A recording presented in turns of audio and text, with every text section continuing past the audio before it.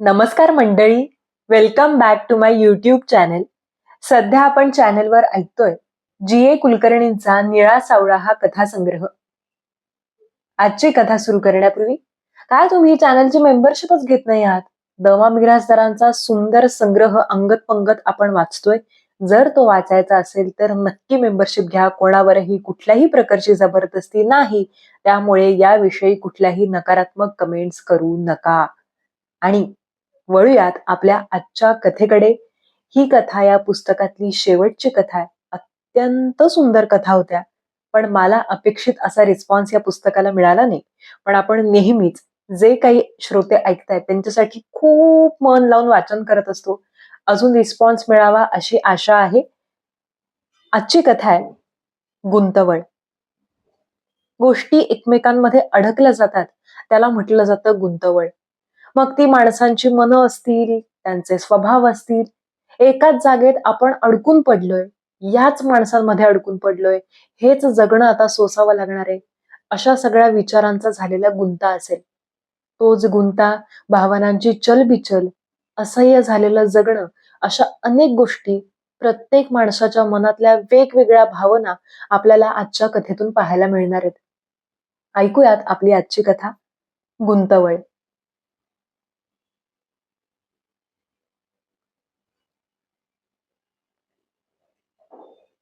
रस्त्यापासून चांगल्या 7-8 मैलांच्या अंतरावर 2 नकट्या टेकड्यांआड धुळीत पसरलेल्या कुत्र्याप्रमाणे मुदवाड खेडे पसरले होते. 4-6 झोपड्या, वसा वसा ओरडणारी कुलंगी कुत्री, अशक्त हाडकुळे बैल आणि हाडांच्या गाठीवर कातडे ताणलेल्या अंगाचे शेतकरी, या साऱ्यांचा तो एक गुंतवळाच होता. तेथून लांबवर एखाद्या जुनेऱ्याप्रमाणे पसरलेल्या धुळीच्या आंधळ्या पसाऱ्यावर मध्ये मध्ये लिंबाची किरटी झाडे विकल उभी होती. अशा 8-10 झाडांच्या आड मोठमोठ्या ढेकळांचा पुरळ उठलेले एक शेत उसवून पडले होते. त्याला पाठीशी घालून गवती छपराची एक बोंद्री झोपडी उभी होती व तिच्या फाटक्या वळचणीतून मळकट चेंगट धूर बाहेर पडत होता. मुदवाडच्या जवळ चाललेल्या धरण कामाच्या जागेवरील ते सुभाष हॉटेल होते. तेथून फरलांग 2 फरलांगावर धरणाचे काम चालू होते. सावकाश पावसातून चाललेल्या रेड्याप्रमाणे बांधकाम पूर्ण झाले म्हणजे 4-5 मैलांच्या पसाभरातील ओहोळांनी वाहून जाणारे पावसाचे अडदाड पाणी एकाच रुंद आवाजाने वाहू लागेल व सध्या नुसते खडे उकडणाऱ्या धगधगीत भूमीत नवे कोंब फुटू लागतील. डेप्युटी इंजिनियरच्या घरी धरणाच्या मॉडेलचे चित्र लावले होते. ते फार आकर्षक होते, पण त्याला अद्याप अवकाश होता. आता ठिकठिकाणी प्रचंड गळ्या खोदून झाल्या होत्या. काही ठिकाणची जमिनीवरील टेंगळे नाहीशी झाली असून अद्याप नवखी अशी पिवळसर मऊ माती उन्हात रखरखू लागली होती. नाक फेंदारलेल्या लाल बेडकाप्रमाणे दिसणारे बुलडोझर मध्येच गुरगुरत हिंडत. दूर ड्रेझरच्या प्रचंड दातांनी उभ्या टेकड्या विस्कळीत होत. या साऱ्या कर्कश तप्त जीवनावर मळक्या हॅट खाली घामाने निथळत असलेले चेहरे शांत हिंडत. या ठिकठिकाणच्या नाड्यांच्या केंद्रांना जुळवण्याकरिता मातीने माखलेल्या निर्जीव चेहऱ्याने शेकडो मजुरांच्या रांगा विव्हल सर्पाप्रमाणे वर खाली सरकत. त्या रांगांना ती माणसे चिंध्या लटकल्याप्रमाणे दिसत. एका विशाल कार्यात आपण भाग घेत आहोत याची त्यांना जाणीव नाही. त्यांच्या बधीर मनाला त्याचा स्पर्श नाही. सकाळी त्यांच्या नावापुढे पुस्तकात खूण होताच त्या लहानशा धक्क्याने त्यांच्या जीवनाला गती मिळते व ओव्हरसिअरने मान हलवली की त्यांच्या एका दिवसाला संपल्याची गाठ पडते. त्यांच्या दमलेल्या डोळ्यात वणवणत्या उन्हाची झळ आहे, भुकेची धार आहे. टेकड्यांमागे सूर्य कल्ला की तितक्यात संथ निर्जीवपणे ते सुभाष हॉटेलकडे परततील. साऱ्या दिवसभर अस्ताव्यस्त फेकलेली पोरे उचलून ते वाट चालू लागतील. उसवलेल्या वस्त्रातून एक धागा काढून टाकून द्यावा, त्याप्रमाणे दिवस जातो. दुपारी 2च्या सुमाराला मात्र करकरत्या उन्हावर आवाजाचा ओरखडा नसतो. बुलडोझर जिथल्या तिथे स्तब्ध राहतात. हॅड्स कुठेतरी नाहीशा होतात आणि टेकड्या उरबाडून निर्माण झालेल्या लहान लहान कोनाड्यात श्रांत निथळत्या मजुरांच्या सावल्या अंग आकसून बसतात. सरदारजी असताना अनेकदा या भयाण भूतवेळी सुद्धा ड्रेझरचे काम चालू असे. वरील टेकडावरून खूप खाली काम करणाऱ्या ड्रेझरकडे पाहिले की तो काड्यांच्या पेटीतल्या झुरळाप्रमाणे वाटे. पण त्याने आपले विशाल लोखंडी दात उघडून हावरेपणाने क्रौर्याने भुसभुशीत भिंतीचा लचका तोडला की वासरा एवढा तुकडा इकडून तिकडे होऊन आधीच निर्जीव होऊन पडलेल्या मातीच्या ढिगात कोसळत असे. हा उन्हाचा कड गेला की पुन्हा ते मजूर दिसत. एखाद्या प्राण्याच्या कातड्यावर माशा बसून ते थरथरावे त्याप्रमाणे तो उजाड माळ जिवंत वाटे. पण 4च्या सुमाराला तिथे एकही कारकून किंवा ओव्हरसियर येत नसे. त्यावेळी या साऱ्या पांढरपेशांची गर्दी सुभाष हॉटेलमध्ये होत असे व तेथे नवे चैतन्य दिसे. 4 वाजता तेथील टपालाची वेळ होती. त्या सुमारास कोणीतरी एकदम चिमटल्याप्रमाणे ते झोपडे डोळे उघडून बसते व इतका वेळ मरगळून बसलेला फोनो कर्णा उभारून रेकून रेकून 2 फिल्मी जीवांचे आंबलेले प्रेम ओकू लागतो. तेथला शिपाई अमीन एक दिवसाआड शहरातून टपाल घेऊन येत असे. पण अनेकदा अमीनला 7-7 डिग्री ताप येत असे आणि दुसऱ्या दिवशी तो आला की त्याने घेतलेल्या आंबट वासाने आजूबाजूच्या माणसांचे डोके भणभणत असे. इतर काही वेळी जीपगाडीच बिघडत असे. त्यामुळे लाल भडक शर्ट घालणाऱ्या कोणीतरी ते ओतत असल्याप्रमाणे समोरच सारे दात गोळा झालेल्या अमीनला हातात टपालाची पिशवी घेऊन येताना पाहणे हा त्यांच्या भगव्या आयुष्यातील एक उत्कट क्षण होता. हॉटेलात टेबलाजवळ सदुभाऊ बसतो. त्याच्या अंगात काही नाही व त्यावरून सतत घामाच्या धारा उघळतात. वरील पानांच्या छप्परातून लाल मुंग्या अंगावर पडतात. त्या मध्येच डसल्या की किंचाळून तो तेथे प्रथम चपकन थाप मारतो. नंतर तेथून त्या मुंगीचे प्रेत उचलून 2 नखांत डोळ्यांसमोर धरतो व तोंड वाकडे करून बाहेर उडवून टाकतो. त्या झोपड्यात तो कुणा मजुरांना पाय ठेवू देत नाही. त्यांच्या अंगच्या कुबट वासाने एकदा हॉटेल भरले की खुर्च्या टेबले त्यामुळे धुरकटून काळवंडल्यासारखी वाटत. पण इतरांपैकी कोणी पाऊल टाकताच बाजूला मान देखील न वळवता तो एक सर्वसाधारण आरोळी ठेवून देतो. अरे पांड्या, बघ काय पाहिजे साहेबांना. 3:30-4च्या सुमाराला देशपांडे, जोशी ओव्हरसियर, वर्कशॉप सुपरिटेंडेंट कृष्णस्वामी, परांजपे, साळवी कारकून आत येतात व धुळीने भरलेल्या हॅट्स खाली टाकून 2 खुर्च्या व एक बाक यांवर अंग टाकतात. चिखलाचा गोळा धप्पदिशी खाली टाकावा त्याप्रमाणे पडलेली शरीरे मोडून हालचाल न करता स्तब्ध बसून राहतात. साळवीचा चेहरा नुकतीच काहीतरी विलक्षण बातमी ऐकल्याप्रमाणे नेहमी गोंधळल्यासारखा दिसतो. बाकी साऱ्यांशी आपण खूप बोलावे, आपण बऱ्याच ठिकाणी हिंडलो आहोत, त्या साऱ्या हकीकती इतरांना सांगाव्यात, आपण बोलत असावे आणि साऱ्यांनी उतावीळ कानांनी ऐकत राहावे असे त्याला फार वाटते. पण तो तोतराय. त्याचे ओठ हलताना पाहून बाकीचे त्याच्याकडे प्रथम प्रथम उत्सुकतेने पाहत. पण नंतर त्याचे ओठ तसेच वळवळत राहत आणि पहिला शब्द बाहेर पडण्यास बक्कळ 1 मिनिट लागे. त्यामुळे कंटाळून बाकीचे दुसऱ्या विषयावर बोलू लागत व अगदी ओठांवर आलेली साळवीची हकीकत तशीच न बोलता गुदमरून जात असे. एखादी गोष्ट त्यालाच आपुलकीने सांगावी असा जिव्हाळा त्याच्याविषयी कुणालाच वाटत नाही. आता इतक्या दिवसांनंतर तर अंगावर एखादा न भगभगणारा डाग असावा त्याप्रमाणे त्याचे अस्तित्व त्या ठिकाणी झाले होते. उद्या जर साळवी एखाद्या घळईत मातीच्या ढिगाऱ्याखाली सापडला असता तर 2-4 दिवस त्याची जाणीवही कुणाला झाली नसती. कदाचित चिकण मातीच्या ओल्या आकृतीवर बोटे रुतवून त्या खुणा तशाच वाळू द्याव्यात. त्याप्रमाणे साऱ्या बरगड्या दाखवणारे हाडकुळे कुत्रे झोपडीच्या पुढे पडून असे. ते मात्र 1-2 वेळा ओरडले असते. साळवी कधीतरी पैशाला एक मिळणारे लाकडासारखे घट्ट पिवळे बिस्किट त्या कुत्र्यापुढे फेकत असे. ऑफिसमध्ये पगार पत्रकावर सही व बाहेर त्याला पाहताच त्या कुत्र्याचे शेपटी हलवणे. या 2 टोकांनी बांधलेले साळवीचे एकाकी दुःखी मन त्या भकास रखरखलेल्या माळावर एखाद्या मरत असलेल्या सरड्याप्रमाणे पडले होते. कृष्णस्वामीच्या कपड्यावर तेलाचे मोठमोठे डाग पडलेत व त्यावर धूळ पडल्यामुळे ते नाईट्याप्रमाणे दिसतात. देशपांडेला बुटांची सवय नाही. त्यामुळे त्याच्या जळत असलेल्या बोटांवर मोठमोठे फोड उठलेत. तो बूट काढतो, भोग पडलेले पायमोजे सोडून बाजूला टाकतो व पाऊल उचलून त्यावर फुंकर घालतो.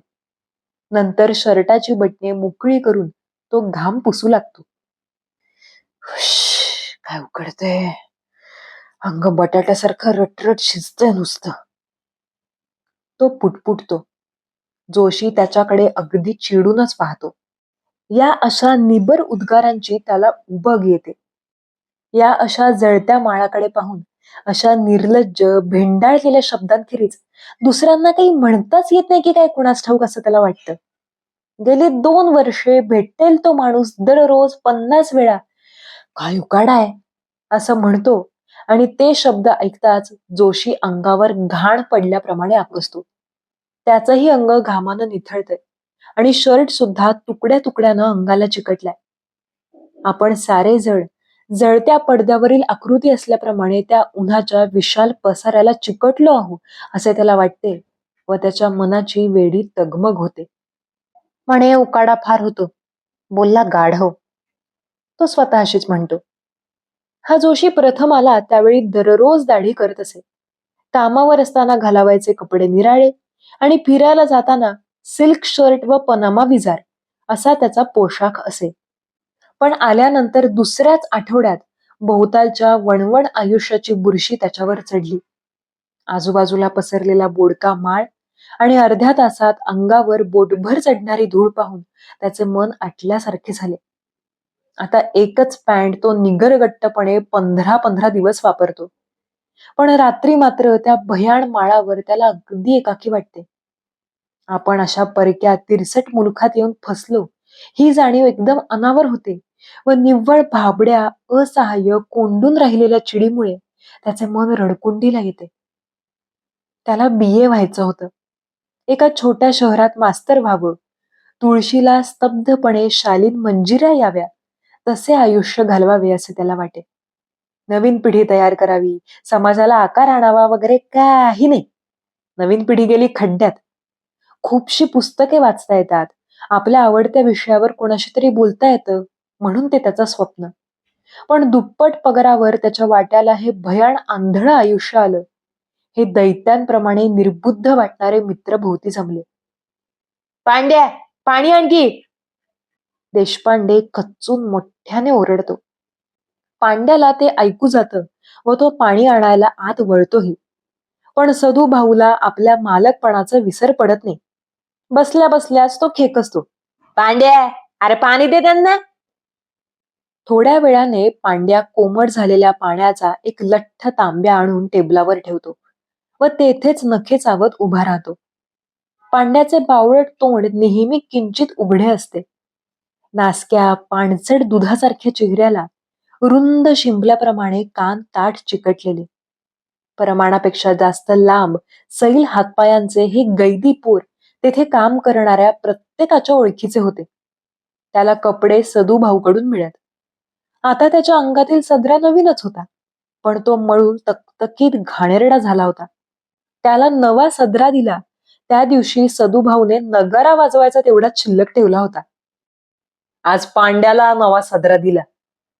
संभावितपणे सदुभाऊ प्रत्येकाला सांगू लागला. म्हटलं, आई वेगळं पोर, आम्हाला आमच्या पोरासारखंच की. अहो, इतक्या आतड्यानं आम्ही त्याला वागवतो तरी लोक बोंबलतातच माझ्या नावानं. ऐकणारा निमूटपणे मान हलवत असे, कारण सदुभाऊचे आतडे बाहेर दांडीवर वाळत घातल्याप्रमाणे सगळ्यांना माहितीये.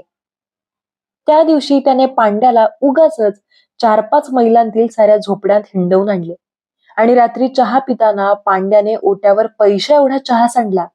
त्यावेळी त्याने 5 बोटे ऐस पैस पसरून असा रगेल रपाटा पाठीत हाणला की पांड्याच्या पाठीवर 2 दिवस अगदी 5 बोटे अगदी मोजून घ्यावीत.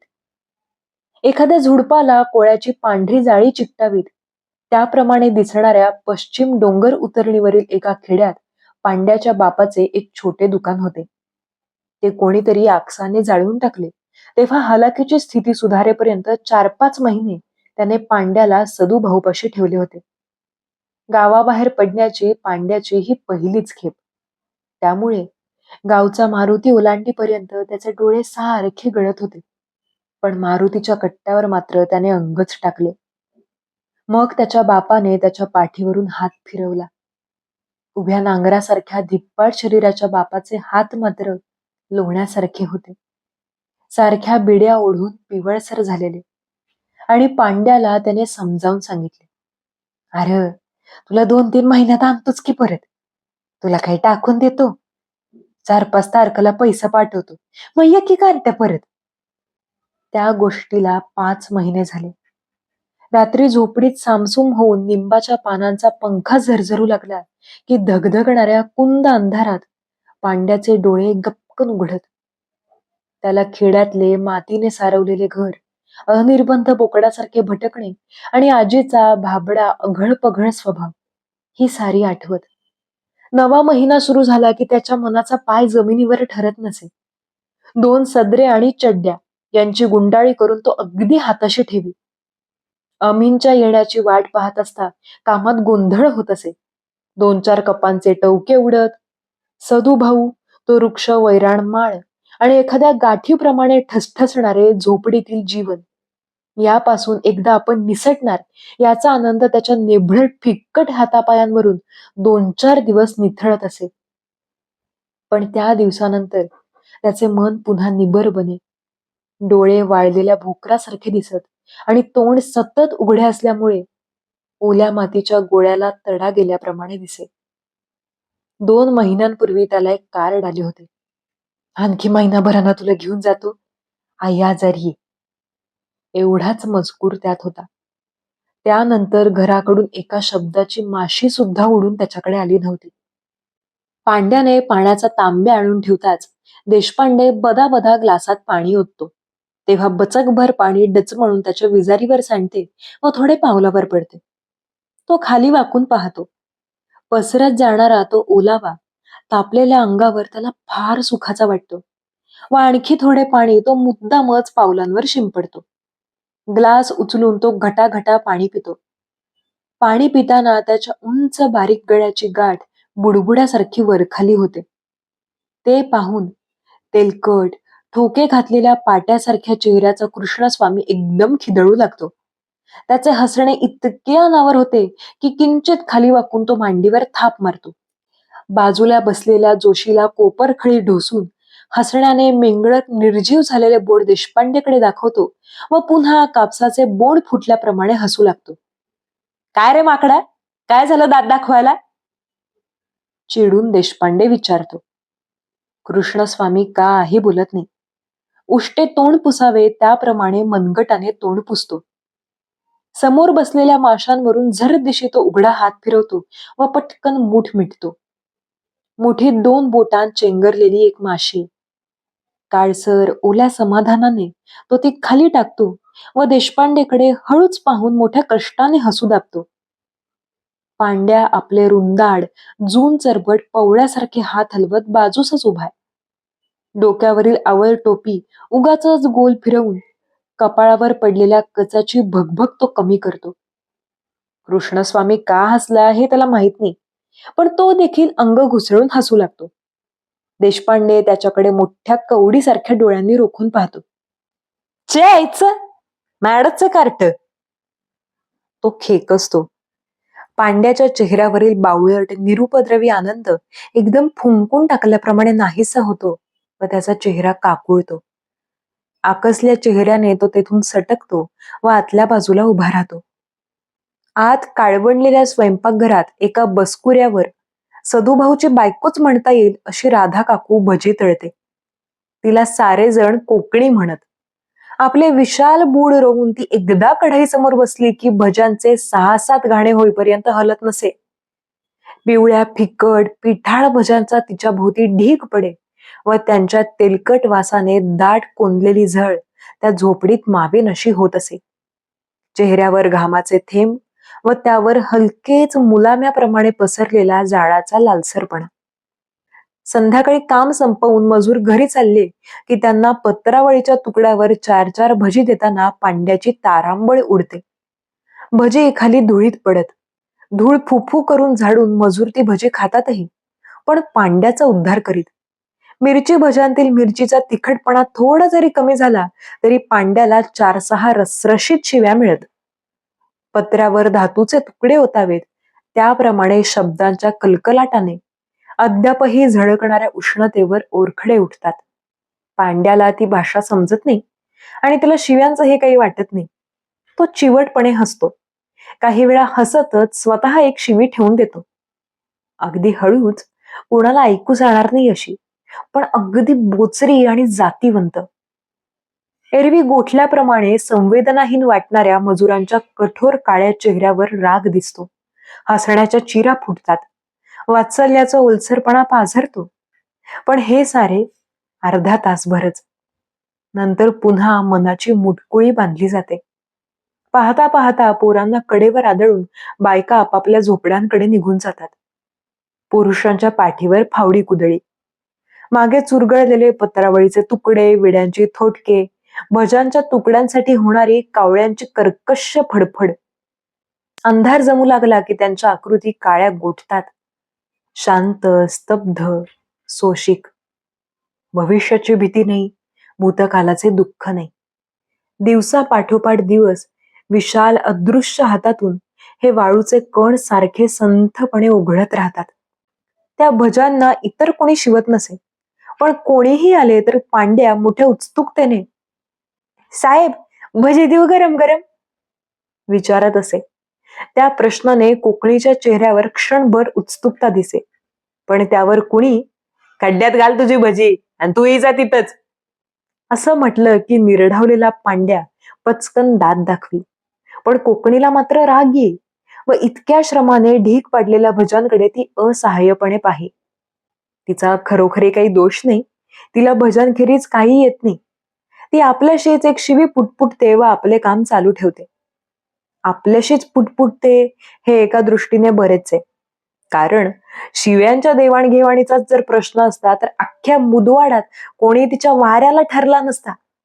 कोणत्याही आगाऊ तयारीशिवाय तिच्या जिभेवर फुललेल्या शिव्या ऐकून एखादे हट्टी खेचरही मागच्या पायात लंगडू झाले असते. तिला पांड्याविषयी वाटणाऱ्या प्रेमातही असेच काहीतरी मनमोकळे, ओबडधोबड बळबळीत होते. रात्री जेवायला तिने त्याच्या पुढे परिमळपणे ताट ठेवले नाही आणि ते आदळताना सढळ हाताने वाढलेला भात खाली सांडला नाही असं कधी झालं नाही. भाकरी बरोबर खाण्यासाठी तुपात कालवून घातलेला गुळ तर तांब्या एवढा असायचा. दिवसभराच्या कामाने मरगळलेले ते पोर पेंगल्या डोळ्यांनी भात चिवडू लागले की, खा की म्हारा, असं काय तोंड झाले, काय तुझं बाप बी फुलतलाय की काय, काय गोमट दिसतंय बघा रूप, आजारी भटासारखं, प्लेगचं कोंबड सुद्धा जास्त खाते. अशी वाक्ये जिभेने सहज अंग झाडल्याप्रमाणे बाहेर पडत. सदुभाऊने फोन सुरू केला. 5-6 वर्षांपूर्वी मृत झालेल्या गाण्यांचे अवशेष वर्तुळे फिरून जिवंत होतात. काही मधून अद्यापही सुईच्या स्पर्शाने जुन्या जखमांतील कळ जागी होते. कोवळ्या पालवीची हुरहुर लागते, लालसा तापते. बाकीच्या संवेदना मेलीये, कातडे जाड झाले, सुई बोचते पण आत काही जाणवत नाही. पण बहुतेकांत भावनांच्या मलिन चिंध्या फडफडतात. जखमेवर बांधलेल्या, डोळे पुसलेल्या. टेबलावर माशा घोंगावतात. जाड केसाळ कातड्याप्रमाणे बाहेर उग्र, नागड्या पसरलेल्या उन्हाची झळ इकडून तिकडे सुस्तपणे फिरते व तिच्यावर निंबोण्या निशब्द गळतात. कोणी बोलत नाही. केसांतून हात फिरवीत साळवी विमनस्कपणे भजांकडे पाहतो. देशपांडे मळक्या ओल्या हातरुमालाने तोंड पुसतो. पांड्या कोपऱ्यात उभाय. दूर ड्रेझरचा भुंगा घोंगावल्यासारखा आवाज येतो. या कशाकडे जोशीचं लक्ष नाही. खुर्चीच्या पाठीवर हात टाकून विसरभोळ्या डोळ्यांनी तो बाहेर पाहतो. त्याची दृष्टी झोपलेल्या बैलाला हळूच डिवचावे त्याप्रमाणे बाहेरच्या उन्हाला डिवचते. त्याचे मन अबोल होऊन एकाकी बसले, हताश, गोंधळलेले. हा साळवी, देशपांडे, शेकडो मजूर, पसरलेले गर्विष्ठ ऊन, ते ऊन चराचरा कापत येणारे एखाद्या भुकेल्या पोराचे रडणे. डोळ्यांसमोर पाहता पाहता उन्हात भुसभुशीत होणारा मातीचा ढेकळा, ओल्या उच्छवासाची निंबाची झाडे, दगड पालथा करताच त्या खालून धडपडत इतस्ततः पसरणारे रंगीबेरंगी किडे. ही सारी आपण एकत्र कशाला आलो? आपला त्यांचा काय संबंध आहे? आपण सारी एका विशाल अज्ञात आकृतीतील रांगोळीचे ठिपके असूही. आकृती की नुसती हजार तोंडाच्या अजस्त्र बुळबुळीत गांडुळाप्रमाणे वळवळणारी वेडी अर्थहीन गिचमिड. वाऱ्याने निरनिराळ्या धाग्यांचा पुंजका एकत्र गोळा व्हावा, त्या गुंतवळीतून एक धागा बाहेर येतो, दुसरा येतो. त्याखेरीज संबंध नाही. दोन धाग्यांत आतड्याची ओढ नाही. ओढ नाही. जोशीच्या एकाकी स्वभावात आज आठवणीची चलबिचल होतीये. कवड्या खुळखुळून टाकाव्यात त्याप्रमाणे तो त्याच त्या आठवणींचे दान शोधतो. त्यांच्याकडे तो ओल्या हुरहुरीच्या विरल पडद्यांतून पाहतो. तो अगदी लहान असताना वारलेल्या आईची आठवण आज त्याच्या जड मनाच्या सांद्रीत उमललीये. काही वेळा कॉलेजमध्ये फक्त एकच टर्म आलेली कुमुद गुप्ते त्याला आठवते. नाजूक लिलीसारखा सुबक उभार, काळ्या फुलपाखराच्या पंखाप्रमाणे मखमली मदालस डोळे, तिचे हसणे डोळ्यात उगवे व मावळे. जोशी कधी एक शब्दही तिच्याशी बोलला नाही. एका टर्म नंतर ती निघून गेली, पण एखादे भरजरी वस्त्र काट्यावर अडकून जरीचा एक धागा राहावा व वस्त्र पुन्हा उडून जावे, त्याप्रमाणे तिची आठवण त्याच्या मनात राहिली. मन पोकळ झाले. निराशेची पोकळी फिरू लागली की तिचा चेहरा त्याला आठवतो. तिच्यापासून त्याची काहीही अपेक्षा नव्हती, पण तिची आठवण झाली की त्याच्या आनंदाला गहिरेपणा येतो. दुःखावर मार्दवाची झिलही चढते. आज तर त्याचे मन जास्तच दडपल्यासारखे झाले. अगदी दिवसात असलेल्या एकुलत्या बहिणीकडून त्याला महिनाभर पत्र आले नव्हते. हे बाळंतपण अतिशय धोक्याचे असे डॉक्टरने त्याला आधीच कळवले होते. आज सकाळपासून त्याच्या डोळ्यांपुढे बहिणीचा अशक्त प्रेमळ चेहरा सारखा दिसतोय. ठिबकणारा प्रत्येक क्षण हुरहुरीने अगदी पिंजून येतो. आज तरी पत्र येईल का? ती सुखरूप सुटली असेल की की जोशी एकदम दचकतो. त्याच्या पायाला मऊ ओलसर काहीतरी लागते. त्या झोपडीत पडून असलेले कुत्रे त्याच्या पायाजवळ पडलेला चकलीचा तुकडा घ्यायला जवळ आले. "च्यायला" म्हणत जोशी बुटाच्या टोकानेच लाथ मारतो. ती खड्दिशी एका हाडावर बसते व किवकिवत ते कुत्रे 2 पावले मागे सरकते. पण त्याचे ते केविलवाणे डोळे पाहून तो शरमतो व टेबलावरची आपली प्लेट कुत्र्यापुढे मोकळी करतो. पण त्याच्या मनाला लागलेली चिकट जळमटे काही नाहीशी होत नाहीत व ते शर्मिंदे होऊन किड्याप्रमाणे अंग आखडून बसते. "छे, हे टपाल केव्हा येणार कोणास ठाऊक," तो चिडून म्हणतो. बाहेर झाडाखाली सावलीत काळी काळी चिंध्यान गुंडाळलेली अनेक पोरे ठेवलेली आहेत. निंबाची पाने हलतात व निंबोण्याचे पिवळे ठिपके गळतात. मध्येच एखाद्या पोराचा रडण्याचा आवाज येतो व हलकेच विरून जातो. एखाद दुसरा कावळा किंचित खाली वाकून अगदी अंगातून खोल कर्कश आवाज काढतो व त्या स्वरांच्या कर्कश दातांमुळे तंग झालेले ऊन टरकल्यासारखे होते. इतक्यात कृष्णस्वामीची नजर बाहेर जाते. तो चटकन सरळ बसतो. देशपांडेही आश्चर्याने बाहेर पाहतो. मग साळवी परांजपे सुद्धा बाहेर पाहू लागतात. तेथून फरलांग 1.5 फरलांगावर डेप्युटी इंजिनियर आठवले यांचे क्वार्टर्स आहेत. तेथे आठवलेंची बायको बाहेर आली. इतका वेळ निपचित पडलेली त्यांची मने पाठ बागदार करून हावऱ्या आसुसलेल्या डोळ्यांनी तिच्याकडे पाहतात. वास्तविक तिच्यात काहीच आकर्षण नाही. ती ठेंगणी असून गबाळीये. गोबरेला पापडगालाचा चेहरा व पाणचट दुधाच्या साईप्रमाणे वाटणारा मळका निस्तेज चितपावणी वर्ण. शिवाय तिला उजवा हात करा करा सारखा खाजवण्याची सवय आणि नखाचे ओरखडे अनेक वेळा तसेच कोपरावर दिसतात. पण अनेक वेळा नुसतीच काचोळी घालून पदराने वारा घेत ती खिडकीत उभी असे किंवा अंगणात कॉटवर पडलेली असे. निव्वळ स्त्री देहाचे आकर्षण कुणालाच नव्हते. घट्ट मळलेल्या मासाच्या मजूर स्त्रिया डोक्यावर वाळूच्या टोपल्या घेऊन चालल्या की त्यांच्या बाणासारख्या ताठलेल्या शरीरातील उभार आणि वळसे साऱ्यांनाच परिचित होते. पण आठवलेच्या बायकोच्या हालचालीत नखरा होता. आपण काय करतो याची धूर्त जाणीव होती. तिच्यामुळे शरीर तापल्यासारखे वाटे. आठवलेच्या दारात पातळाचा रंग दिसला की मन वस्स दिशी उठे व त्याच्या तोंडून भुकेची आसक्तीची लाळ गळू लागली. आठवलेची बायको दोरीवरचे कपडे गोळा करते व आत निघून जाते. इतका वेळ टांगलेली मने सैल होतात. कृष्णस्वामी मानेवरचा घाम पुसतो व हातातील सिगारेटकडे पाहतो. ती ओली आणि निर्जीव झाली. तो शेवटचा एक झुरका घेतो व विटक्या चेहऱ्याने थोटूक बाहेर उडवतो. देशपांडे शर्टची बटणे काढतो. त्याच्या स्थूल देहावरून घामाच्या रेषा उघडतात. जोशी खुर्चीच्या पाठीवर हनुवटी टेकवतो व टेबलाच्या कडेवर बोट आपटत मनातच घुमणाऱ्या कोणत्या तरी गाण्याचा ताल धरतो व सगळ्यांच्या मनावर मूकतेचे झाकण पडते. गुड इव्हनिंग जेंटलमन, कोणीतरी दारातूनच फुटक्या आवाजात म्हणते. कोणी त्याच्याकडे पाहत नाही. तो डिसोजा आहे हे सगळ्यांनाच न पाहता माहितीये. सदूभाऊच्या कपाळावर एक आठी चढते व तो स्वतःशीच काही पुटपुटतो. सारे ऐसपैस बसलेत, पण कोणी जरा सुद्धा सरकून डिसोजाला जागा देत नाही. डिसोजा टेबलाच्या कडेला टेकून उभा राहतो व जुन्या घरट्यासारखी दिसणारी हॅट जमिनीवर टाकतो. तिच्यातून धुळीचा एक फवाराच निघतो. डोळ्यांचे चिपाडे झालेला त्याचा चेहरा जुन्या बुटाप्रमाणे सुरकुतलाय. खाकी रंगाची त्याची पॅन्ट गुडघ्यावर गोल झालीये व खाली तिची सुते लोंबतायत. युद्ध काळात तो कोणत्या तरी ऑफिसात कारकून होता, पण 10 रुपये लाच घेताना सापडल्यामुळे त्याला काढून टाकण्यात आले.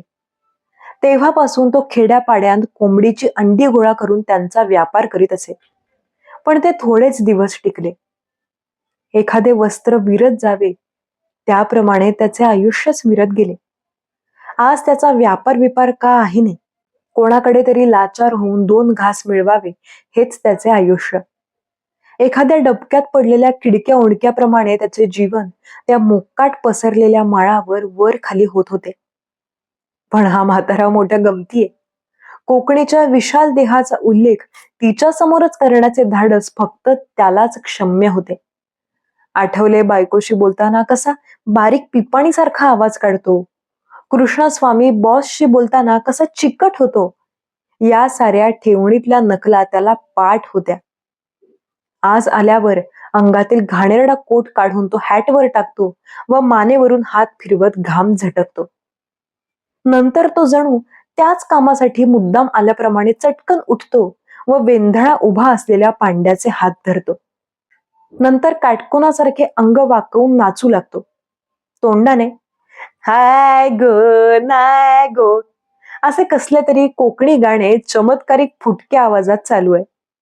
त्या दोघांच्या जिंगल्यासारख्या गिरट्या टेबल खुर्च्यांमधून अशा वेडेपणाने फिरू लागल्या की कपाटाजवळ डोळे पिचपिचत पडलेले कुत्रे चटदिशी उठून बाहेर जाते.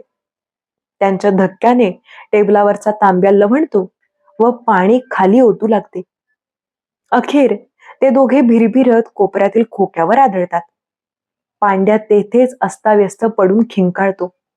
डिसोजा धापा टाकत परत येतो व सदूभाऊच्या टेबलावर बसतो. भाव, आम्हाला एक चाय द्या की. फुटके वेडे वाकडे दात दाखवत तो केविलवाण्या आवाजात म्हणतो. सदूभाऊ खुर्चीतच बैठक बदलतो व चुटकी वाजवून भेदरलेल्या कुत्र्यास आत बोलवतो. पण ते उंबऱ्यापर्यंतच येते. सदूभाऊ पांड्याकडे नजर टाकतो व एक शिवी हासडतो. पांड्या, घाल बाबा त्याच्या बोडक्यावर एक परटवरचा. जांभई देत देत तो म्हणतो. डिसोझा समाधानाचा सुस्कारा सोडतो व टेबलावरच ऐस पैस बैठक मारतो. आणि एखाद्या कोंबड्याने डोळ्यांवर कातडे पसरून मग बाजूला करावे त्याप्रमाणे साऱ्यांकडे पाहत तो डोळा मिचकावतो. ते पाहून साऱ्यांना हसू कोसळते. आढ्याकडे पाहून भला मोठा आ करत कृष्णस्वामी देशपांडेच्या पाठीवर थाप मारतो. पण त्याचे हसणे अर्ध्यावरच मरते. एखादी अळी उचलून टाकत असता ती टच्च दिशी चिरडून बोटे चिकट व्हावी आणि मन मलिन व्हावे तसे त्याला वाटते. त्याला शरमल्यासारखे वाटते. त्याचा गळा चोंदल्यासारखा होतो व डिसोजा विषयी एकदम त्याला चिकट ओलसर अशी अनुकंपा वाटू लागून त्याचे मन तिने लडबडून जाते. देशपांडे शेवेची प्लेट पुढे घेतो व वेळ काढण्यासाठी एक एक काडी तो तोंडात टाकू लागतो. पण थोड्या वेळाने त्या मऊ बेचव पिठाचा त्यास एकदम कंटाळा येतो. पांड्या, ही शेव आहे की तुझ्या बापाची दाढी आहे? देशपांडे ओरडतो. चल उचल हे आणि ब्रेड घेऊन ये. पांड्या पुढे येतो. त्याचा चेहरा अजूनही लाल तेलकट दिसतो व त्या वेड्या हसण्याचे काही तुकडे त्याच्या चेहऱ्यावर अद्याप आहेत. आता ब्रेड कुठला साहेब? चकली घ्या. खिंकाळतच तो म्हणतो. सरदारजी गेले आणि ब्रेडही गेला. देशपांडे एकदम वरमतो व शेव बाजूला करतो. सरदारजीच्या उल्लेखाने सारेजण अस्वस्थ होतात. त्या एकदम मुकाट झालेल्या झोपडीत निंबाची हालचाल, ड्रेझरचा आवाज फार मोठे वाटतात. डिसोजाला एक चावट गोष्ट आठवली, पण ती सांगण्याचा मोह तो आवरतो. जोशी एकदम उठतो व खिडकीपाशी जाऊन उभा राहतो. साऱ्या झोपडीवर एखाद्या काळ्या विशाल पक्षाची अशुभ छाया पडल्यासारखी होते. सरदारजी हा शीख ड्रेझरवर काम करीत असे. त्याचा 6 फूट धिप्पाड देह दुपारपासून संध्याकाळपर्यंत घामाने निथळत असता एखाद्या शिलाकृतीप्रमाणे स्तब्ध व भीतीदायक वाटे. सरदारजी कधी कुणाशी फारसे बोलत नसत. त्यांनी पांड्याला एकदा वहाणा घेऊन दिल्या. मधल्या सुट्टीत सरदारजी समोर येऊन बसले व त्यांनी बंधनी हातरुमालाने आपली केसाळ छाती पुसली की पांड्या एक मोठा ब्रेड व पाण्याचा तांब्या त्यांच्या पुढ्यात ठेवत असे. तेवढा तुकडा खाली उतरवला की तो बंधनी हातरुमाल दाढीवरून डोक्यावर बांधत सरदारजी पुन्हा ड्रेझरवर तयार असत. त्यांचे काम अशा वेड्या राक्षसी नियमितपणे चालत असे की पुढील विक्राळ दाताच्या जबड्याप्रमाणे सरदारजी ही त्या यंत्राचाच एक भाग आहे काय असे वाटे. पंजाबात सरदारजी एका अत्यंत श्रीमंत घराचे मुख्य होते. शिवाय त्यांचे मोटारीच्या सुट्या भागांचे एक प्रचंड दुकान होते. पण फाळणीच्या उत्पातात त्यांचे घराणे मातीमोल होऊन नामशेष झाले. त्यांचे हातपाय बांधून त्यांच्या डोळ्यांसमोर घरातील 19 जणांना गोळ्या घालण्यात आल्या. पण त्यांच्या डोळ्यांपुढे धगधगले ते दृश्य निराळेच होते. त्यांची धाकटी मुलगी कुशवंती म्हणजे साऱ्या घरातील डाळिंबाची कळी होती. त्या श्रीमंती ऐश आरामी घरात खुद्द सरदारजींच्या रेशमी कपड्यांपेक्षा तिच्या पायातील सपाता जास्त मूल्यवान असत. तिच्या चेहऱ्यावर सूर्याचे किरण चिक्कनच्या पडद्याखेरीज कधी पडले नाहीत. वाळ्याच्या कोमल गंधाखेरीज वारा कधी तिच्या शुभ्र उरोजाला लागला नाही. पण सरदारजींच्या डोळ्यांसमोर त्यांनी ज्यावर निरतिशय प्रेम केले ते सारे उद्ध्वस्त, भग्न, मलिन झाले. ते पाहताना त्यांचा डोळा देखील ओलावला नाही इतके त्यांचे मन बधीर झाले होते. जेथे पाऊल टाकताना नवाबांना आनंद व्हावा तेथे कल्हेवाल्यांनी पथाऱ्या पसरल्या. राजशाही पलंगांना बकऱ्या शेळ्या बांधल्या गेल्या आणि वणव्यानंतर जळून काळवंडलेली घरे आणि मने पाठीमागे आर्त तळमळली. एकट्या सरदारजींना मात्र मुद्दामच सोडले. ते बधीर मेलेल्या मनाने खाली सरकत सरकत मुदवाडला आले होते. ते कधी कोणाशी सलगीने वागत नसत. एखादे भूत कोंबडा आरवल्यावरही चुकून या जगात राहावे त्याप्रमाणे ते चालत्या बोलत्या जगात वावरत. आजूबाजूच्या माणसांच्या विनोदातील आनंद त्यांना समजत नसे. त्यांची दुःखे त्यांना क्षुद्र वाटत. जे पाहू नये ते पाहिल्यामुळे शापित झालेल्या मानवाप्रमाणे त्यांचे जळके मन एखाद्या गिधाडाप्रमाणे त्या माळावर बसले होते व त्याच्या शरीरातून एक एक दिवसाचे पीस गळून पडत होते.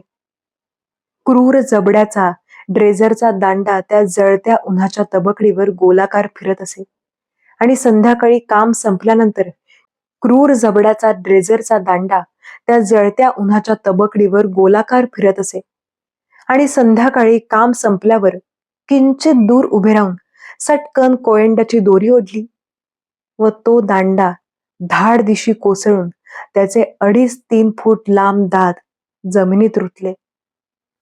क्रूर जबड्याचा ड्रेझरचा दांडा त्या जळत्या उन्हाच्या तबकडीवर गोलाकार फिरत असे आणि संध्याकाळी काम संपल्यावर किंचित दूर उभे राहून सटकन कोयंड्याची दोरी ओढली व तो दांडा धाड दिशे कोसळून त्याचे 2.5-3 फूट लांब दात जमिनीत रुतले की तो ड्रेझर व सरदारजी या दोघांचाही एक दिवस तशा जडपणाने अंधारात सरपटत असे. एकदा ते साऱ्यांबरोबर 40 मैलांवर असलेल्या नंदगावला जीपमधून गेले होते. बाकीच्यांनी 2-2 चित्रपट पाहिले, बोटावर ओतल्याप्रमाणे सळसळणारे रेशमी कापड घेतले. पण सरदारजींनी लहान भोपळ्या एवढे एक लालभडक सफरचंद घेतले. त्यांच्या भूतकाळातील कोणत्या लालमधुर आठवणी त्याभोवती गुंडाळल्या होत्या कोणास ठाऊक. परत येताना ते आपल्या मलमली अस्तानीने ते फळ सारखे पुसत होते व मान किंचित वाकडी करून त्याच्या रेशमी रंगाकडे पाहत होते. आपल्या मकाणाकडे जाताना ते मध्येच थबकले. मजुरांची 2 पोरे आश्चर्याने आशेने त्या फळाकडे पाहत होती. सरदारजींनी एकदा त्या फळाकडे पाहिलं व किंचित खांदे उडवून त्यांनी ते फळ त्या पोरांना देऊन टाकलं. नंतर 15-20 दिवसांनी ती हकीकत घडली. ऊन असं करकरीत पडलं होतं की थोड्या अंतरावरील माळ झळीने पाण्यात असल्याप्रमाणे थरथरत होता. कपाळावरचे कातडे तापून वाळल्या शेंगेप्रमाणे तडकते की काय असे वाटे. झाडे ताटल्याप्रमाणे दिसत होती आणि धुळीतून चालताना पायाखाली जर सावली असलीच तर तिची किनारही पावलाबाहेर दिसत नव्हती. या धगधगणाऱ्या वणव्यात ड्रेझरचे झगझगीत दात मात्र लचके तोडत होते. लवलवणारा माळ, त्याला चिकटलेली भेदरलेली झाडे, त्यावर ड्रेझरचे हात फिरताना उमटणाऱ्या 6 तेजाळ रुद्र सर्पांच्या रेषा, एखाद्या हिमदेशी पशूच्या कातड्यावर खाजवल्याप्रमाणे 6 लोखंडी बोटे तप्त उन्हात फिरत, माळाची कंपित रेषा व या दाताच्या उभ्या रेषा यांचे एक वस्त्र विणले जात होते व सुरवंटाभोवती गुंडाळल्याप्रमाणे सरदारजीच्या मनाभोवती गुंडाळले जात होते. माळ, झाडे, दात, लाल, हिरवी, पांढरा, 6 राक्षसी नखांचे बेभान अविश्रांत ओरबाडणे. या साऱ्यात काहीतरी विलक्षण, भीषण, आकर्षक होते. जणू हे सारे प्रथमच पाहिल्याप्रमाणे सरदारजींचे डोळे विस्फारित झाले. नंतर काय झाले कुणास ठाऊक. एखाद्या यंत्रात बिघाड झाल्याप्रमाणे त्यांच्या डोक्यात चक्रे निसटली. दांडे एकमेकांवर आदळल्याचा प्रचंड आवाज झाला व त्यापासून निर्माण झालेल्या ठिणग्यांनी त्यांचे सारे शरीर बधीर झाले. एकदम ड्रेझरचा आवाज झाला व सारे शांत झाले. नंतर अर्ध्या-पाऊण तासाने जोशीचे लक्ष तिकडे गेले. मधल्या अर्ध्या तासाच्या सुटीखेरीज सतत चालू असलेला ड्रेझर एकदम बंद पाहून त्याला चमत्कारिक वाटले व कृष्णस्वामीला घेऊन तो सरदारजींकडे गेला. सरदारजी जमिनीवर पसरले होते. ड्रेझरचा दांडा खाली पडला होता व ते 6 दात त्यांच्या शरीरातून खाली जमिनीत रुतले होते. एकाच धडकीने त्यांचे अर्धवट गळलेले मन त्या वणव्यात आता निवून पडले होते. सरदारजींच्या उल्लेखाने सारेच दडपल्यासारखे होतात. कोणाच्याही मनावर साध्या शब्दाचा बुडबुडा नाही. चुलीतून निघणाऱ्या सुस्त चावऱ्या धुरामुळे तर आत जास्तच कोंदट वाटते आणि तापलेल्या स्पंजाप्रमाणे वाटणाऱ्या त्या केसाळ धगीत सारी कुंद मने गुदमरून वरखाली राहतात. पण तो बदलून आलेला जाधव हाय, तो घेत नाही का तुझा ब्रेड भाव? डिसोजा विचारतो. ड्रेझरवर काम करणाऱ्या प्रत्येकाने ब्रेड घेतलाच पाहिजे अशी त्याची समजूत आहे की काय कुणास ठाऊक. सदू भाऊ त्याच्याकडे निरखून पाहतो व चघळत असलेल्या पानाचा बोकणा तो एका गालात गोळा करतो व पचकन थुंकतो. त्याची पिंक उंबऱ्याजवळ उभ्या असलेल्या कुत्र्याच्या अंगावर पडते. तो काय ब्रेड खातोय बोकल लेंडीचा? सगळ्यांकडे वळून सदू भाऊ म्हणतो. अहो, तो मोठा बालिस्टरच लागून गेलाय. घरातून बांधून आलेली एक साजूक चपाती खातोय काय? हातरुमाला न ग्लास 100दा पुसतोय काय? आमचं हॉटेल म्हणजे काय? अगदी शेणलेली म्हैस बघा. वाटतं नाजूक काम आहे. घरी गेल्यावर बायको त्याला बाटलीत घालून बूज घालते का काय कुणास ठाऊक. पांड्या खदा खदा हसतो, अगदी मनापासून, हातभर लांब. डिसोजा देखील ओठांची चाळवाचाळव करतो. पण जोशींचे उदास मन सरदारजींच्या आठवणीने भिजते. ठिकठिकाणी उगवलेल्या मातीच्या ढिगांच्या, झाडांच्या सावल्यांना अशा आठवणींची ठिगळे चिकटलेली आहेत असे त्याला वाटते. कृष्णस्वामीही गप्पच आहे. देशपांडे समोरील प्लेटमधून एखाद दुसरी शेवेची काडी चघळतो. एखादे अंडे उकडत असावे त्याप्रमाणे त्या 1000 सुयांचे काटे असलेल्या उन्हात सुभाष हॉटेलची झोपडी उठतीये. साळवी 4 वेळा घड्याळाकडे पाहतो. डिसोझा हातरुमालाच्या चिंधीने सुकल्या बांगड्यासारखा दिसणारा चेहरा पुसतो. पांड्या देखील उभे राहून पाय दुखले म्हणून कोपऱ्यात पेटीवर टेकतो. फक्त फोनोची निर्लज्ज करकर मात्र सांडपाण्याच्या ओहोळाप्रमाणे वळसे घेत घेत त्या साऱ्या कुंद आंबलेल्या मनाभोवती फिरतीये. तो आला नव काय आमीन? एकदम पांड्या ओरडतो. आलं टपाल. ताबडतोब जोशी, कृष्णस्वामी, देशपांडे सारे जण दारात उभे राहतात. समोर लाल नागिणीप्रमाणे गेलेल्या पायवाटेच्या कडेला जीप उभी आहे. टपालाची पिशवी घेऊन अमीन धुळीचे फिसकारे उडवत सावकाश झोपडीकडे येतोय. इतका वेळ सुस्त पडलेली मने आता गजबजून उठतात व अपेक्षेने थरथरतात. जोशी ओठांवरून जीप फिरवतो व आत येऊन कौल लावून बसल्याप्रमाणे खुर्चीवर मुकाट बसतो. कृष्णस्वामीच्या डोळ्यांतही अधीरता आहे. त्याच्या वृद्ध वडिलांचे ऑपरेशन होते व त्याने पाठविलेल्या तारेला काही उत्तर आले नव्हते. पांड्या तर दांडीवरच बसल्यासारखा दिसतो. सदुभाऊला पत्रात काहीच उत्सुकता नसते, पण तो तोंडात नवे भरण भरतो व कपाटाला टेकून उभा राहतो. काय भा, तुला बी लिहतोय कोणी दादा? डिसोजा विचारतो. सदुभाऊ थोडा वेळ हसतो. अर्थहीन, औपचारिक. आम्हाला कोण पत्र लिवाय बसले बाबा? तो म्हणतो. आमचं सगळं पांढरं स्वच्छ होऊन बसले. कोकणीलाही राहावत नाही. पंचाच्या तुकड्याला हात पुसत ती स्वयंपाकघराच्या दारात उभी राहते. पत्रांचं एक लहानसं बंडल अमीन डेप्युटीच्या घरात टाकतो आणि झोपडीकडे येतो. त्याला मध्ये घेऊन सारा घोळका आत येतो. जोशी उठून त्याला आपली खुर्ची देतो. अमीन रुमाल मागे सारतो व बाहीने कपाळावरील घाम टिपतो. काय रखरखतो, तो म्हणतो. पांड्या, या अमीनला एक चहा दे रे. देशपांडे लगबगीने ओरडतो, पण पांड्या जागचा हलत नाही. आज त्याला बापाकडून पत्र येणार होतं आणि ते पत्र आलं तर अमीनसाठी सिंगल चहा गेला खड्ड्यात. मग पांड्या चालला शीट वाजवीत आपल्या गावी. अमीन एक सुस्कारा सोडतो व पिशवीचे छोटे कुलूप काढतो आणि तिच्यातून पत्रांचे एक फुसकुले बंडल काढतो. तेव्हा साऱ्यांची डोकी एकदम त्याच्याजवळ येतात. अरे अरे, हे काय पांड्या, सिनेमातल्यासारखं खांद्यावर डोकं ठेवतोस की? सगळ्यांकडे पाहत डोळे मिचकावत अमीन म्हणतो व ही करीत गुदगुल्या झालेल्या म्हाताऱ्या माकडासारखा हसतो. पण त्याच्या या अवेळी विनोदाकडे कुणाच लक्ष नाही. तो बंडल सोडतो. कृष्णस्वामी करता एक शब्दकोड्याचा फॉर्म होता. किंचित चिडून तो हातात घेतो व आणखी काही आहे की काय ते पाहू लागतो. देशपांडे करिता एक पत्र होतं आणि नटीचे निरनिराळे फोटो असलेलं एक कॅलेंडर होतं. बर का पांड्या, तुलाही एक पत्र आहे, अमीन म्हणतो. पत्र म्हणताच पांड्या वितळतो व पत्र घेताना त्याचा हात थरथरतो. पण त्याचं पत्र म्हणजे एक कार्ड आहे.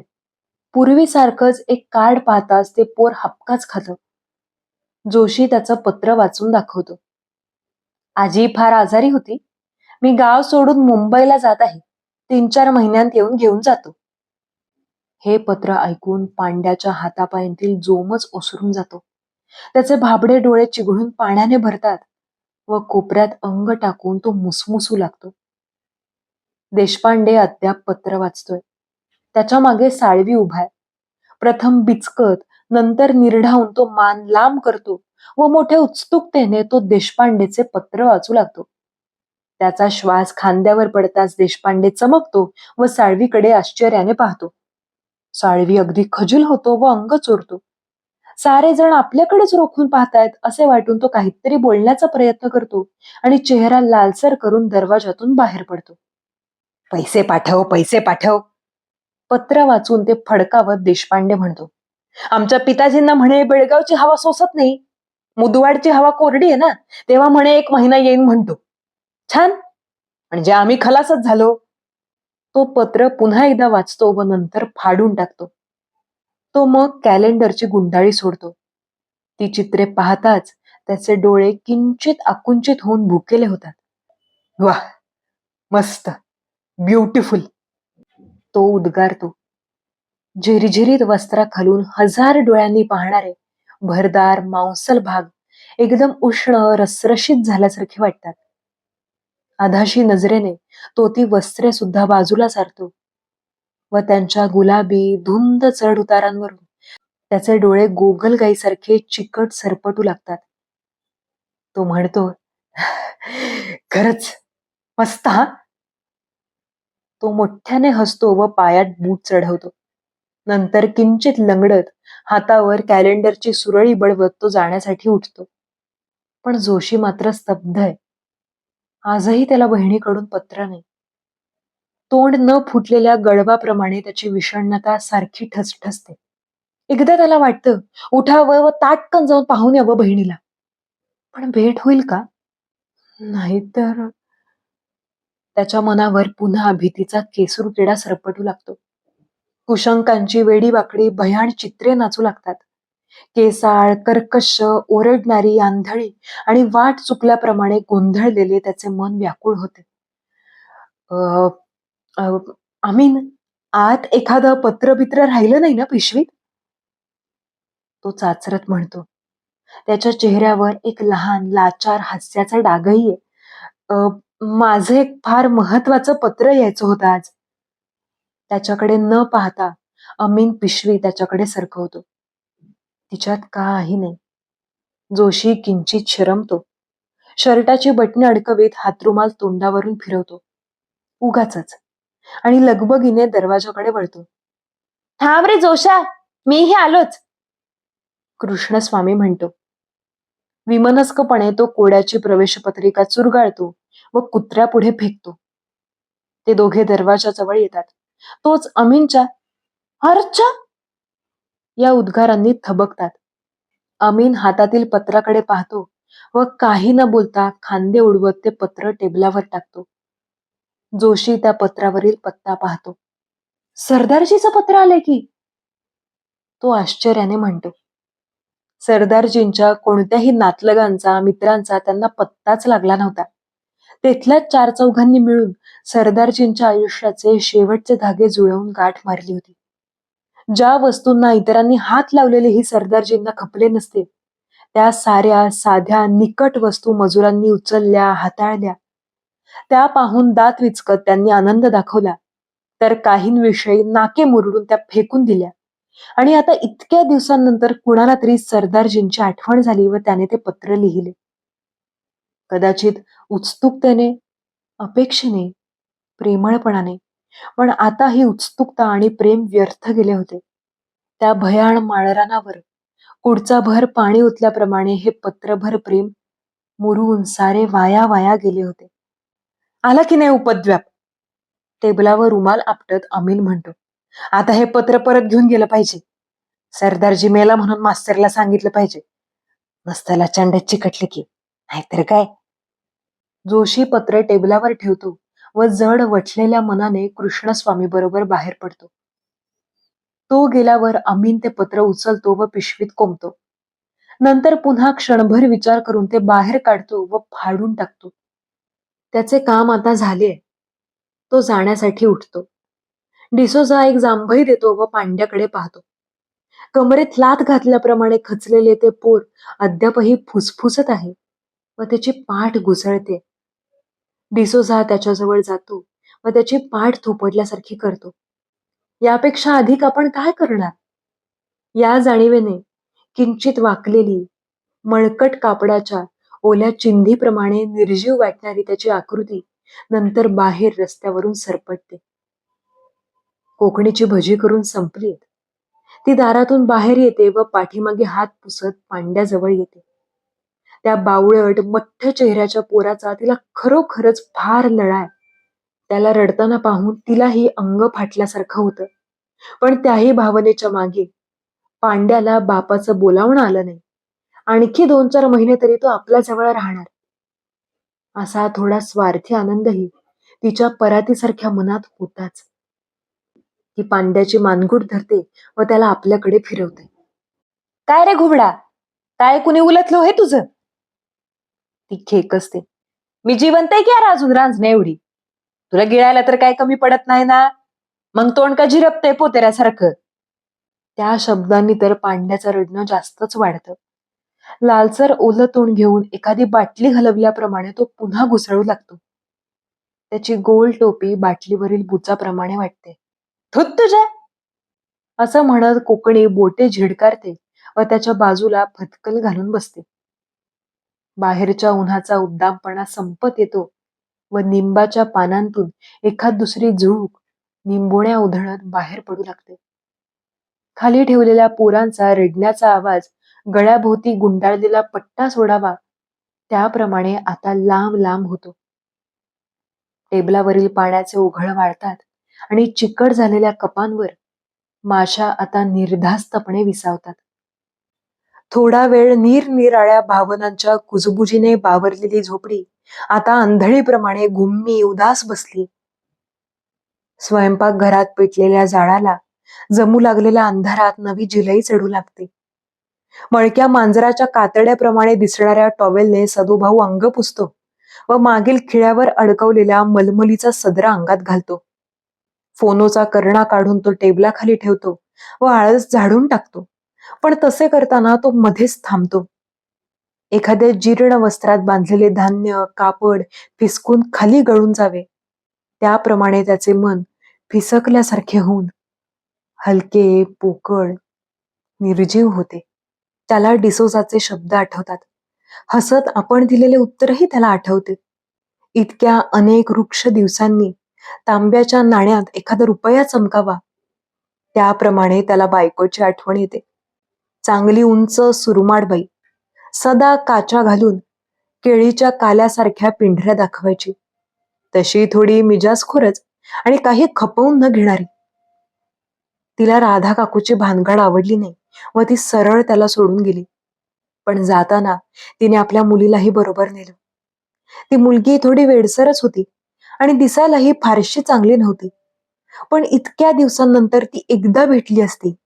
अंगापेराने वाढलेली ती पोर कुठे आहे, सुखी आहे का, याविषयी कोणी जर 2 ओळी लिहिल्या असत्या तर त्याच्या निर्बुद्ध सुस्त म्हशीसारख्या मनाला थोडे बरे वाटले असते. विशेषतः आज तर ती जाणीव विशेष तीव्रतेने होते. पण सदुभाऊ व्यवहारी दृष्टीने ती धारदार बोचक जाणीव फुंकरून टाकतो. कागदाचा कपटा तरंगत तरंगत जमिनीवर स्थिर व्हावा त्याप्रमाणे हा दुःखाचा कण त्याच्या मनावर स्थिरावतो व उसणलेली ही जुनी कळ जागी होऊन विरून जाते. उन्हात धापा टाकत असलेला माळ आता शांत होतो. साऱ्या पसाऱ्यावरचे काम आता गोठते आणि 100 पायांचा किळा सरकावा त्याप्रमाणे मातीच्या ढिगामागून मोठमोठ्या चरांच्या कडेने मजुरांची रांग वळत वळत रस्त्याच्या लाल जिभेवरून झोपडीकडे येते. अदृश्य हातांतून सळसळ गळणारी वाळू, गेल्या दिवसांची पाने चुरगाळत येत्या दिवसाच्या काटेरी फांद्या हाताने सरकवत त्यांची रेषा संथपणे सहनशील गतीने हलते. इतका वेळ उंबऱ्याजवळ उभे असलेले कुत्रे सदुभाऊच्या पिचकारीचा डाग अंगावर तसाच घेऊन आत येते. ते पाठ वाकावून अंग ताणल्यासारखे करते व लगेच टेबलाखाली समोरील पायावर डोके ठेवते आणि उकिडवे बसून गुडघे जवळ घेतलेल्या एखाद्या झिपऱ्या म्हातारीप्रमाणे दिसणाऱ्या झोपडीच्या कुशीत हाडे पसरून देते. सत्यकथा, जुलै 1955.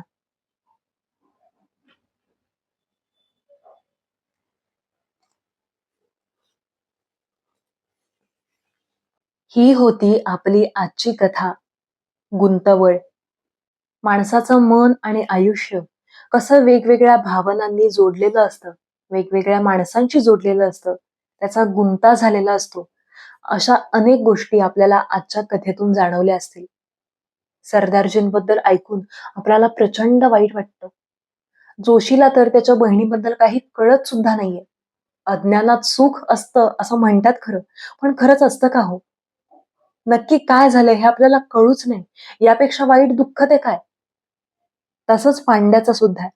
वडील आपल्याला 2-3 महिन्यात घेऊन जाणार आहेत, अशी आशा बाळगून असलेल्या पांड्या आता मात्र त्याला आणखी 4-5 महिने इथेच त्या रखरखत्या उन्हात, त्या घाणीत सदुभाऊंच्या दबावाखाली राहावं लागणार आहे. ही त्याला अत्यंत दारिद्र्याची जाणीव करून देणारी भावना असेल. किंवा शेवटी जे सांगितले, की सदुभाऊ आणि राधा काकू यांच्या नात्यामुळे त्याची मुलगी, त्याची बायको त्याच्यापासून दूर झाली, याचं कदाचित त्याच्या मनात गिल्ट असेल. प्रत्येकाला समोरच्याचं आयुष्य सोपं वाटत असतं. असं वाटत असतं, की याच्या आयुष्यात गुंता कमी आहे, दुःख कमी आहे. पण तसं नसतं. प्रत्येकाच्या आयुष्यातली ही गुंतवण वेगवेगळ्या अर्थाने त्याच्यासाठी त्रासदायकच असते. असं आपल्याला आजच्या कथेतून जाणवलं असेल. ही आपल्या या कथासंग्रहातली शेवटची कथा होती. तुम्ही या सगळ्याच कथा छान मनापासून ऐकल्यात. श्रोते कमी होते, पण मला कमेंट्स खूप छान ऐकायला मिळाल्या. मला स्वतःला सुद्धा इतक्या छान कथा तुमच्यामुळे वाचायला मिळतात. यासाठी मला विशेष आनंद वाटतो. जीएनचा हा पहिला कथासंग्रह होता आणि तो इतका अप्रतिम लिहिला गेलाय, की आपण कोणी काही बोलूच शकत नाही. आपण लवकरच एखादं नवीन पुस्तक घेऊन येऊयात. तुमच्याकडे काही रिकमेंडेशन्स असतील तर ते प्लीज मला कमेंट करून सांगा. आणि नेहमीप्रमाणे व्हिडिओ आवडला असेल तर या व्हिडिओला लाईक करा, हाईप द्या. हाईप दिल्याने ही कथा, हा व्हिडिओ जास्तीत जास्त लोकांपर्यंत पोहोचतो आणि असे अनेक श्रोते, तुमच्यासारखे अनेक सबस्क्रायबर्स आपल्यापर्यंत जोडले जातात. आणि शेवटची महत्वाची गोष्ट, चॅनलला सबस्क्राईब केलं नसेल तर प्लीज, प्लीज, प्लीज सबस्क्राईब करा आणि चॅनलची मेंबरशिप घ्या. भेटूयात आपण नवीन पुस्तक घेऊन, नवीन कथेमध्ये. तोपर्यंत धन्यवाद. Thank you.